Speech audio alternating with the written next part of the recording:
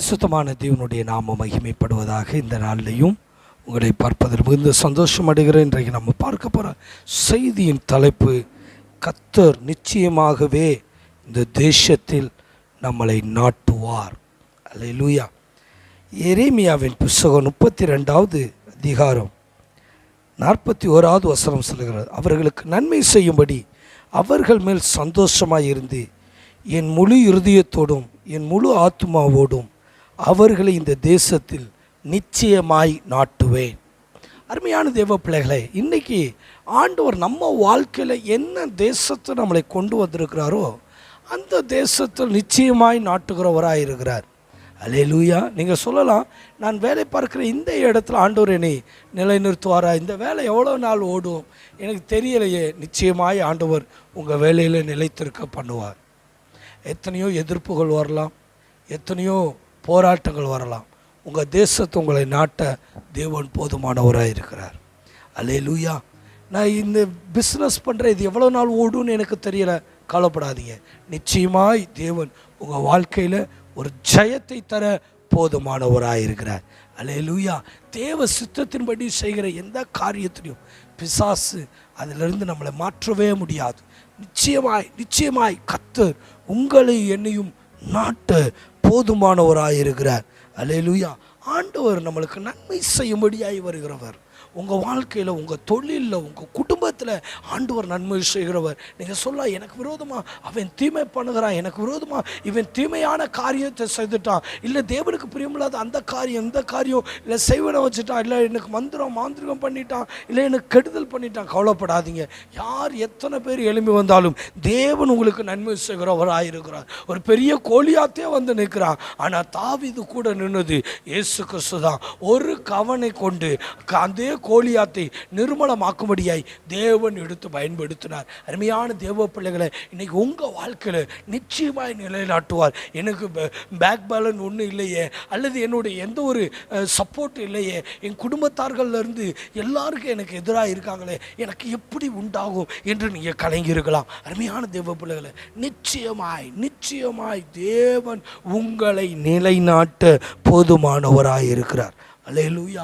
உங்கள் தேசத்தில் உங்களுக்கு நிலைநாட்டுவார். உங்களுக்கு நன்மை செய்கிற தேவன். எத்தனை பேர் உங்களுக்கு விரோதமாக எழுப்பினாலும் சரி, கவலைப்படாதீங்க.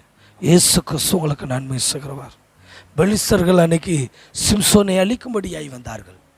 ஆனால் ஒரு கழுதியின் தாடை எலும்பை எடுத்து 1000 பெலிஸ்தர்களை நிர்மலமாக்குகிறார். சிம்சோனை குருடனாக்கி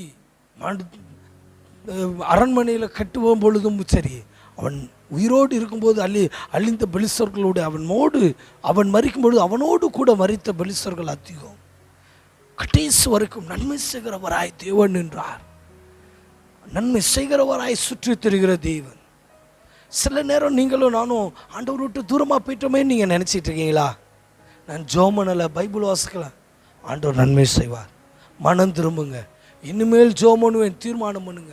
இனிமேல் வேத வாசிப்பேன், இன்னும் உபவாசம் இருப்பேன், இன்னும் திருவிருந்து எடுப்பேன், இன்னும் கத்தர்காய் வாழுவேன், இன்னும் கத்தர்காய் ஊழியம் செய்வேன். தீர்மானம் பண்ணுங்க.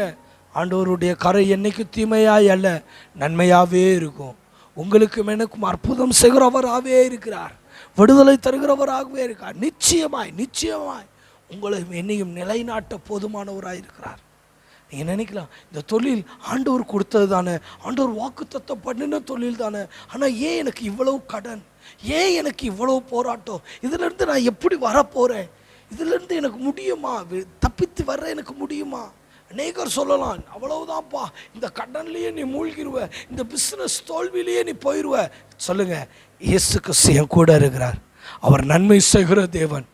அவர் எனக்கு ஜெயத்தை தருகிறவர், எனக்கு விடுதலை தருகிறவர், என்னோடு கூட இருப்பவர். அவர் என்னுடைய தெய்வம். அவர் நம்மளை அழைத்தவர். இந்த தொழிலை கொடுத்தது கர்த்தர் தான், என்னை உயர்த்துவது கர்த்தர் தான். அவரால் அல்லாமல் வேறு ஒருவராலும் அல்ல. சில மனிதர்கள் நம்மளை உயர்த்தினது போல இருக்கலாம். தேவன் தான் நம்மளுக்கு உயர்வு, தேவன் தான் நம்மளுக்கு ஜெயம் தருகிறார். அருமையான தேவ பிள்ளைகளை, நீங்கள் இந்த வேலை, இந்த ஜாப்பில் நீங்கள் இருக்கீங்களா, அது தேவனுடைய கிருபை. உங்களை உயர்த்துவது தேவன் தான். நிச்சயமாய் உங்களை நாட்டுகிறவர். அநேக நெருக்கங்கள் இருக்கலாம், பாசான் தேசத்து பலத்த எருதுகள் உங்களை நெருக்கலாம், ஆனால் கர்த்தர் உங்க கூட இருக்கிறார். அநேக போராட்டங்கள் இருக்கலாம், அநேக பார்வோன்கள் உங்களை அடிமைத்தனப்படுத்தலாம், ஆனால் ஆண்டவர் சொல்றார், நிச்சயமாய் உன்னை நிலைநாட்டுவேன், இந்த தேசத்தில் நிலைநாட்டுவேன், இந்த குடும்பத்தில் நிலைநாட்டுவேன். என்னால் இந்த குடும்பத்தில் இருக்க முடியலையே, வாழ முடியலையே, குடும்பமாய் வாழ முடியாத அளவுக்கு நெருக்கம். கவலைப்படாதீங்க, நிச்சயமாய் கர்த்தர் உங்களை நிலைநாட்டுகிறார், உங்கள் குடும்பத்தை நிலைநாட்டுகிறார். உங்கள் உற்றார் உறவினர் கண்களுக்கு முன்பாக நீங்கள் எந்த இடத்துல நீங்கள் தலை குனிஞ்சு நின்னீங்களோ அந்த இடத்துல தேவன் உங்களை நிலைநாட்ட போதுமானவராயிருக்கிறார். ஷக்கடாவாரி பாராபா, நிச்சயமாய் கர்த்தர் உங்களை நிலைநாட்டுகிறவர்.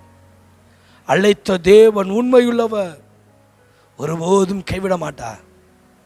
நிச்சயமாய் அற்புதங்களை செய்வார். எத்தனை எதிர்ப்புகள், எத்தனை போராட்டங்கள் வரலாம், கர்த்தர் உங்களை நிலைநாட்டுகிறவர். தாவீது ராஜாவுக்கு அவனுடைய சவுல் ராஜா அவனுக்கு எதிராக இருக்கிறார், பெத்த பிள்ளை எதிராக இருக்கு, அநேக தேசத்து ஜனங்கள் எதிராக வந்து நிற்கிறாங்க. ஆனால் தாவீது அந்த தேசத்தில் நிச்சயமாய் நாட்டப்படுகிறார். 33 வருடம் இஸ்ரவேல் ஜனங்களையும் யூத ஜனங்கள் நியாயம் திருக்கிற ஒரு நியாயாதிபதியாய், ஒரு ராஜாவாய் கர்த்தர் நிலைநாட்டுகிறார். ஒரு சமாதானத்தை கொடுக்கிறார். அவர் மட்டுமல்ல, அவருக்கு பின்பு சாலமோனுடைய வாழ்க்கையிலையும் ஒரு பெரிய சமாதானம் உண்டாகிறது. அருமையான தேவ பிள்ளைகளை, நீங்கள் இப்போ எனக்கு பீஸ்ஃபுல்லே இல்லையே, என்னுடைய லைஃப்பில் பயங்கர போராட்டம், கவலைப்படாதீங்க, உங்களுக்கு சமாதானம் தருவார். உங்களுக்கு பின்வருக்கிற சந்ததிகளையும் தேவன் சமாதானம் தருவார். எந்த இடத்துல நீங்கள் நிலை இல்லாமல் இருக்கீங்களோ அதே இடத்துல நிச்சயமாய் ஆண்டவர் நிலைநாட்டுவார். ஈசாக்கு ஒவ்வொரு கிணறை தோண்டும் பொழுது ஒவ்வொரு இடத்து எங்களுடையது என்று அப்சலோம் ஜனங்கள் வந்து கேட்குறாங்க. ஆனால் அதே இடத்துல அபிமெலேக்கினுடைய ஜனங்கள் கேட்குறாங்க. ஆனால் அதே இடத்துல கர்த்தர் ஈசாக்கு நிலைநாட்டுகிறார். இன்னைக்கு அருமையான தேவ பிள்ளைகளை, உங்க இடத்துல ஆண்டவர் உங்களை நிலைநாட்ட போதுமானவராயிருக்கிறார். 3வது கிணறை தோண்டும் பொழுது நீரூற்று வருகிறது. யாரெல்லாம் அவனிடத்துல வந்து போராடினா அவங்களுக்கு சொல்றாங்க, நிச்சயமாகவே தேவன் உன் கூட இருக்கிறான்றதை உணர்றோம்ப்பான்றாங்க. அருமையான தேவ பிள்ளை, நீங்கள் சொல்லலாம், என் இடத்த ஒருத்தர் அபகரிச்சிட்டான், என் வீடை ஒருத்தர் அபகரிச்சிட்டான், என் தொழில் இப்படி ஆகி வச்சு எனக்கு நிரந்தரம் இல்லை, என்னை வாழ விடாதபடிக்கு எதிராளிகள் என்னை துரத்திக்கிட்டே இருக்கிறாங்க. ஆண்டவர் சொல்றார், நிச்சயமாக உன்னை நிலைநாட்டுவேன், உன் குடும்பம் நிலைநாட்டப்படும், உன் வாழ்க்கை நிலைநாட்டப்படும், உன் கண்ணீர் நிச்சயமாய் மாறும். யாரெல்லாம் உன்னை துரத்தினார்களோ அவர்களுக்கு முன்பாய் உன்னுடைய தலையை தேவன் உயர்த்துவார், உன் குடும்பத்தை உயர்த்துவார். நீ இருக்கிற கிராமத்தில், நீ இருக்கிற தேசத்தில், நீ இருக்கிற பகுதியில் உன்னால் வாழ முடியாத சுச்சுவேஷனில் இருக்கிறியா, கவலைப்படாத, இயேசுவே என்று கூப்பிடு. கர்த்தர் உங்களுக்கும் அற்புதங்களை செய்ய போதுமானவராயிருக்கிறார். அல்லேலூயா. நிச்சயமாய் ஆண்டவர் நம்மளை நிலைநாட்டுகிறவராயிருக்கிறார். வேதம் சொல்லுகிறது, இந்த தேசத்தில் நிச்சயமாகவே நாட்டுவேன். உங்கள் குடும்பத்தில் நிச்சயமாகவே நாட்டப்படுகிற ஒரு அபிஷேகத்தை கர்த்தர் உங்களுக்கு தருகிறார். அல்லேலூயா.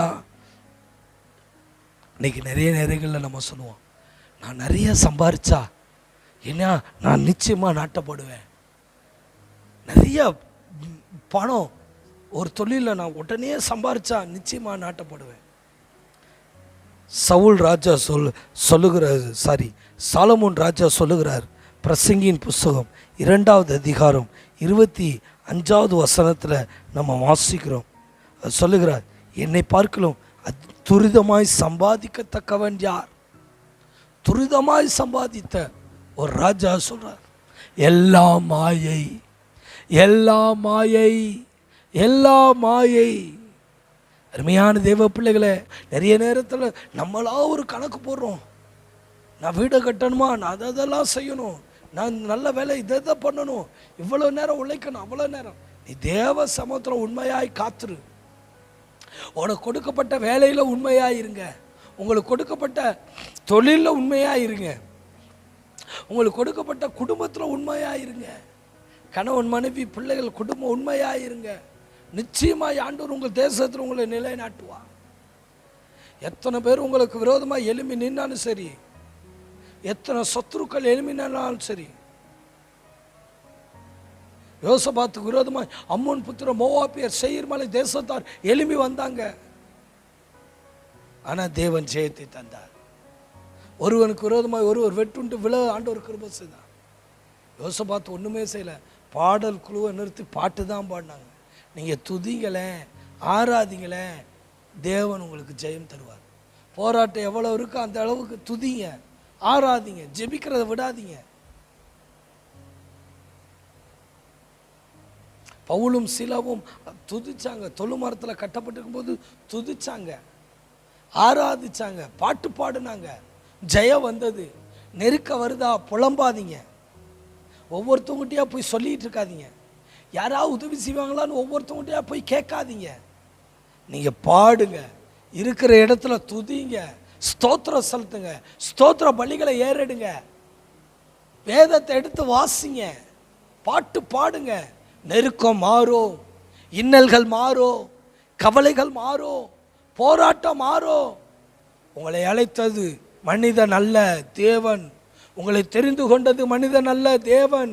உங்களை உருவாக்கினது தேவன். உங்க கூட இருப்பவர் தேவன். நிச்சயமாகவே தேவன் உங்களை ஆசீர்வதிக்க போதுமானவர்.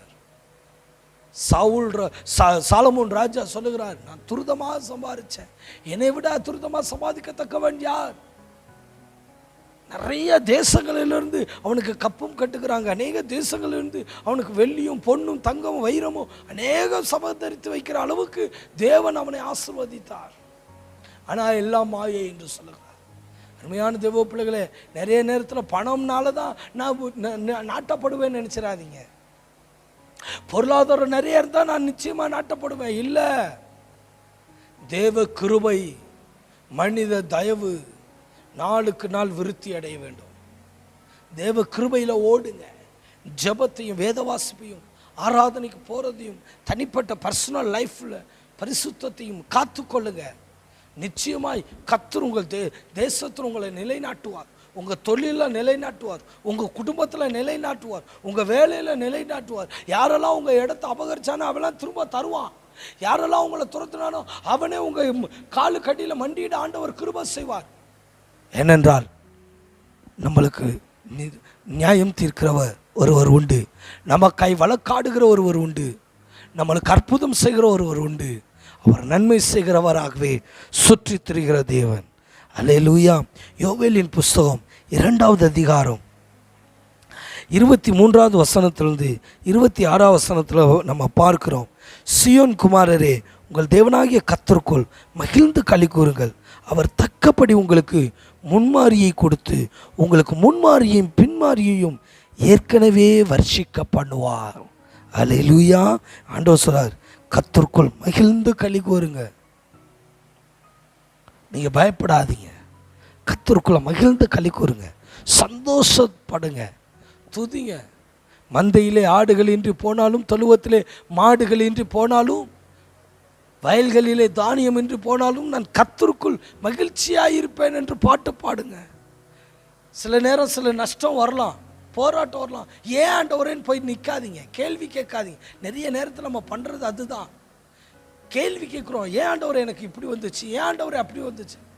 ஏன் தேவ சமூகத்தில் உட்காருங்களேன், கண்ணீர் வடிங்களே, இயேசுவே எனக்கு அற்புதம் செய்ய, இந்த தேசத்தில் நான் நிலைநாட்டப்படணும் நீங்கள் சொல்லுங்கள். நிச்சயமாக ஆண்டவர் நிலைநாட்ட போதுமானவராக இருக்கிறார், விடுதலை கொடுக்க போதுமானவராக இருக்கிறார், சுகம் கொடுக்க போதுமானவராக இருக்கிறார்.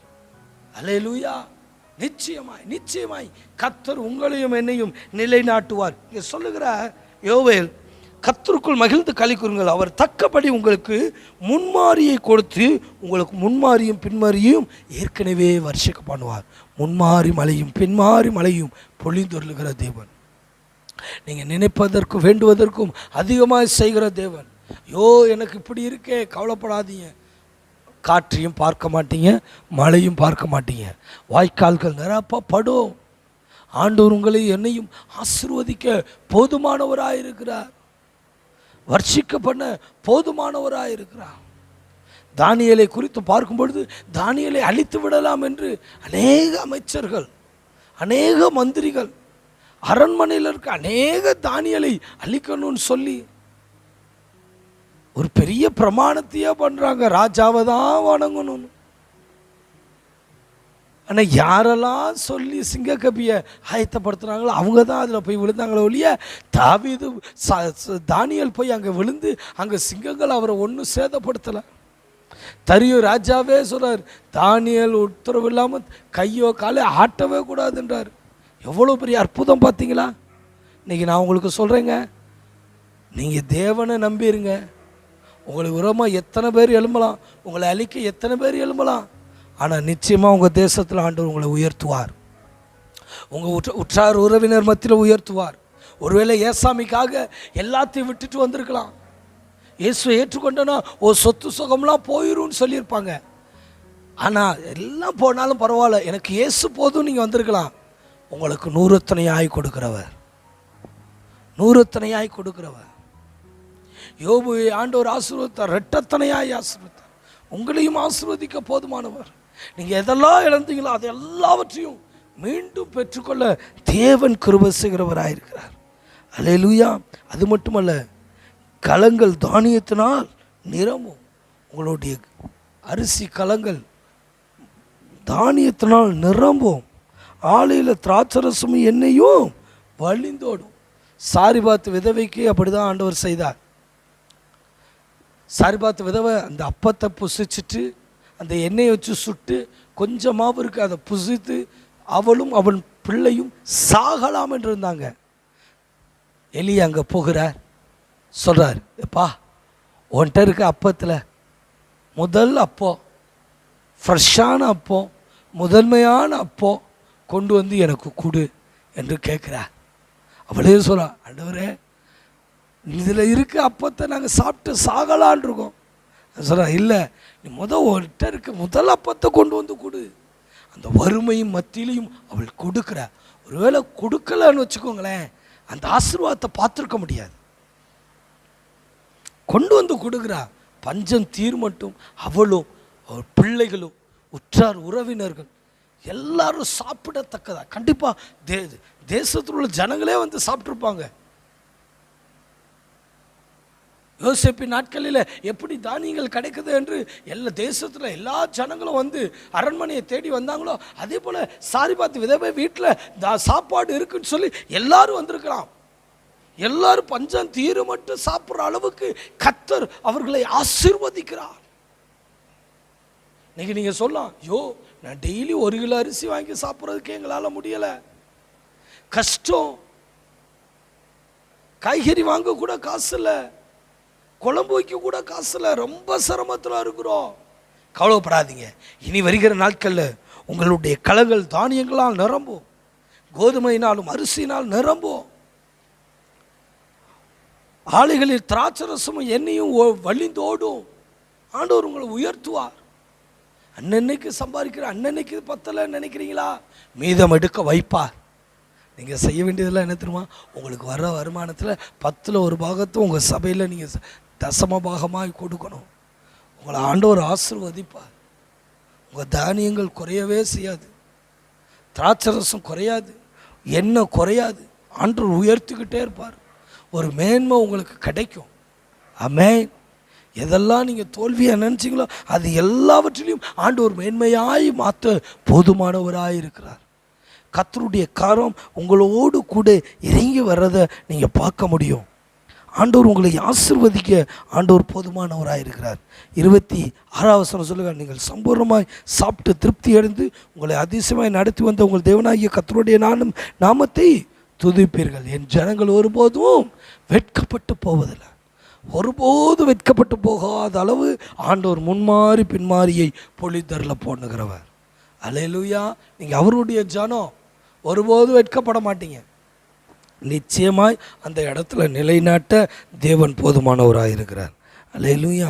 அது மட்டுமல்ல, சங்கீதம் 147வது சங்கீதம் 5-6வது வசனத்தில் நம்ம வாசிக்கிறோம், நம்முடைய ஆண்டவர் பெரியவரும் மகா பலமுள்ளவருமாக இருக்கிறார், அவருடைய அறிவு அளவில்லாதது. அல்லேலூயா.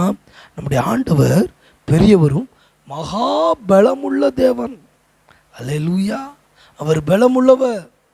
கவலைப்படாதீங்க, அவர் நம்மளுக்காக யுத்தம் பண்ணுவார். அல்லேலூயா. அவருடைய அறிவு அளவில்லாதது. அவர் பலமுள்ள தேவன்.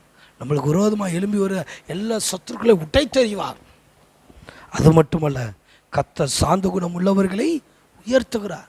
எனக்கு விரோதமாக அதை பண்ணிட்டா இதை பண்ணிட்டான்னு புலம்பிக்கிட்டே இருக்காதீங்க. சாந்த குணத்தோடு அமைதலோடு தேவ சமூகத்தில் கண்ணீரோடு ஜெபிங்க. கூக்குரல் எடுங்க, ஆண்டவரே எனக்கு அற்புதத்தை செய்யுங்க. இஸ்ரவேல் ஜனங்கள் எனக்கு குக்கரில் இட்டாங்க. 430 வருடம் நாங்கள் அடிமையாக இருக்கோமே.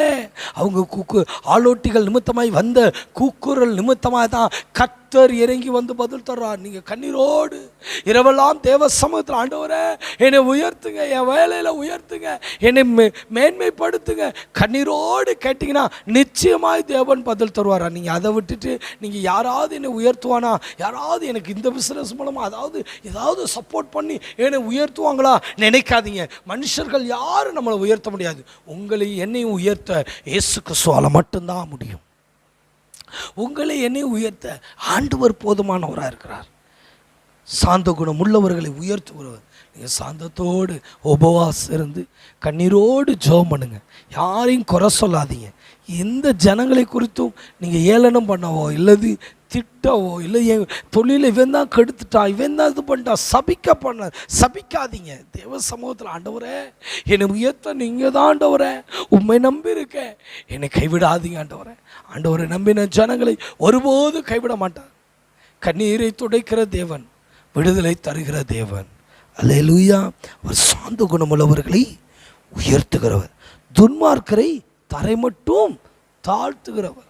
நம்ம துன்மார்க்கமாக தேவனுக்கு பிரியமில்லாத காரியங்களை கேட்டோம்னா நம்மளை தாழ்த்திடுவார். நம்ம உயரணுமா, சாந்த குணத்தோடு தேவ சமூகத்தில், ஆண்டவரே என்னை உயர்த்துங்கப்பா, என் குடும்பத்தை உயர்த்துங்க, என்னை மேன்மைப்படுத்துங்க, நான் உண்மை நம்பி இருக்கிறேன் ஆண்டவரே, நம்பின ஜனங்களை ஒருபோதும் கைவிட மாட்டீங்களப்பா, என்னை உயர்த்துங்க ஆண்டவரே. நீங்கள் கூப்பிட்டு பாருங்களேன், நிச்சயமாய் ஆண்டவர் உயர்த்துவார். தகப்பனாகி இயேசு கிறிஸ்து நம்மளுக்கு உதவி செய்யாமல் வேறு யாருக்கு உதவி செய்வார்? நம்மளை மேன்மைப்படுத்தாமல் நம்மளை உயர்த்தாமல் வேறு யாரை உயர்த்த போகிறார்? யோசித்து பாருங்கள். நிச்சயமாய் ஆண்டவர் உயர்த்துவார். ஆண்டவர்கிட்ட சொல்லுங்கள், ஆண்டவரே நான் உண்மை நம்பி இருக்கேன், என்னை உயர்த்துங்க, நான் உமக்காய் ஊழியம் செய்கிறேன், உமக்காயாக கொடுக்குறேன், உமக்கு உண்மையாக இருக்கிறேன், உம்முடைய ஊழியத்தை தாங்குகிறேன், அநேக ஊழியர்களை தாங்குகிறேன், அநேக குடும்பங்களை தாங்குறேன், என்னை மேன்மைப்படுத்துங்க, என்னை உயர்த்துங்க, என் தலையை உயர்த்துங்க. நீங்கள் கூப்பிடும் பொழுது நிச்சயமாய் ஆண்டவர் நம்மளை உயர்த்துவதற்கு போதுமானவராய் இருக்கிறார். அல்லேலூயா. அது மட்டுமல்ல, மத்தேயு புத்தகம் 13வது அதிகாரம் 37லிருந்து 40வது வசனம் வரைக்கும் பார்க்கிறோம். அங்கே நல்ல விதையை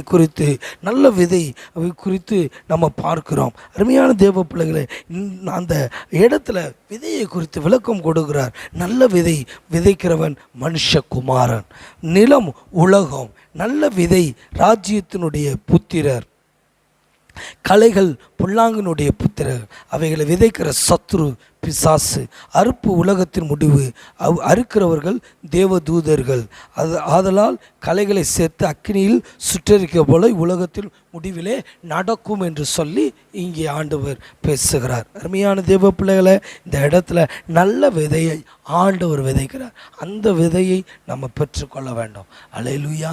களைகள் இருக்கா, அந்த களைகள் எல்லாம் தூக்கி எரிஞ்சு விட்டுட்டு தேவன் கொடுத்த அந்த நல்ல விதைகளை நம்ம பயன்படுத்துகிறவர்களாக இருக்கணும். பிசாசின் ஆலோசனைகள், பிசாசின் கிரியைகள் இவைகளெல்லாம் விட்டு ஓடி தேவன் என்னை மேன்மைப்படுத்த நான் நல்ல விதையாக இருக்க வேண்டும், நல்ல நிலமாக இருக்கணும், நிலம் பாழாக போயிடக்கூடாது, அதை சரியாய் பயன்படுத்த நீங்கள் கற்றுக்கொள்ள வேண்டும். ஒரு விவசாயி தன் நிலத்தை உண்மையாய் பயன்படுத்துவார். அது நல்ல நிலமாய், அது பங்கம் வராதபடிக்கு, தீங்கு வராதபடிக்கு அதை பாதுகாப்பார். உங்களுக்கு கொடுக்கப்பட்ட ஆவி, ஆத்மா, சரீரம், உங்கள் குடும்பம், உங்கள் சபை, உங்களுக்கு கொடுக்கப்பட்ட தேவ கிருபை, இதை எடுத்து உண்மையாக பயன்படுத்துங்க.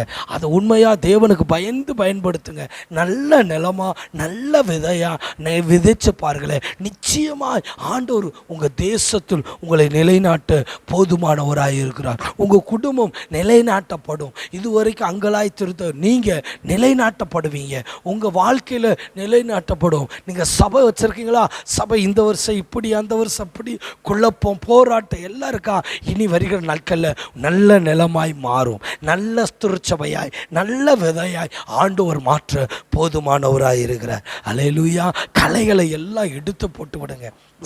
பிசாசு கொண்டு வருகிற எல்லா களைகளையும் தேவ சித்தத்தின்படி அதெல்லாம் தூக்கி எறியும் பொழுது நிச்சயமாய் நம்மளை ஆசீர்வதிக்க போதுமானவராக இருக்கிறார். எரேமியாவின் புஸ்தகம் 32:41 சொன்னது போல ஆண்டவர் சொல்றார், நிச்சயமாய் உன்னை ஆசீர்வதிப்பேன், இந்த தேசத்தில் உன்னை நிலைநாட்டுவேன், தேசத்தில் நிச்சயமாய் நாட்டப்படுவீங்க, உங்கள் குடும்பம் ஆசீர்வதிக்கப்படும், மேன்மையாக்கப்படும். நீங்கள் மட்டுமல்ல, உங்கள் பின்வருகிற சந்ததியும் ஆசீர்வாதத்தை பார்ப்பீங்க. நீங்கள் கவலைப்படாதீங்க, தேவனுக்காக எழும்பி பிரகாசிங்க. உங்களுடைய கண்ணீர்கள் எல்லாவற்றையும் துடைக்கிற தேவன், உங்களுடைய பிரச்சனைகள் எல்லாவற்றையும் மாற்றுகிறவர். இந்த வார்த்தையை நம்பிக்கையோடு விசுவாசத்தோடு இன்றே நீங்கள் கேளுங்க, இப்பொழுதே கேளுங்க. ஆண்டவரே என்னை நாட்டுங்க, என்னை நிச்சயமாக நாட்டுவேன்னு சொன்னீங்களே, என்னை உயர்த்துங்க என்று சொல்லுங்கள். நிச்சயமாய் தேவன் உங்களை உயர்த்துவதற்கு தேவன் போதுமானவராக இருக்கிறார். தேங்க்யூ. God bless you. நமது திருச்சபையின் ஆராதனை நேரங்கள்: பரிசுத்த ஆராதனை ஞாயிறு தோறும் காலை 9 மணிக்கும், நற்செய்தி கூடுகை முதல் ஞாயிறு தோறும் மாலை 6 மணிக்கும், வீட்டு கூட்டங்கள் செவ்வாய்க்கிழமை தோறும் மாலை 7 மணிக்கும், சுகமளிக்கும் ஆராதனை புதன்கிழமை தோறும் மாலை 7 மணிக்கும், தேசத்திற்கான ஜெபம் வியாழக்கிழமை தோறும் மாலை 7 மணிக்கும், உபவாச ஜெபம் வெள்ளிக்கிழமை தோறும் காலை 10 மணிக்கும் நடைபெறும். எங்களோடு இணைந்து நம்முடைய தேவனாகிய கர்த்தரை ஆராதிக்க வாருங்கள். எங்கள் முகவரி: பாஸ்டர் எஸ். சாமுவேல் சுவாமிதாஸ், கடைசி கால எழுப்புதல் ஊழியங்கள், தாய் நகர், அனுப்பானடி, மதுரை 625009. எங்கள் தொலைபேசி எண் 9043837321.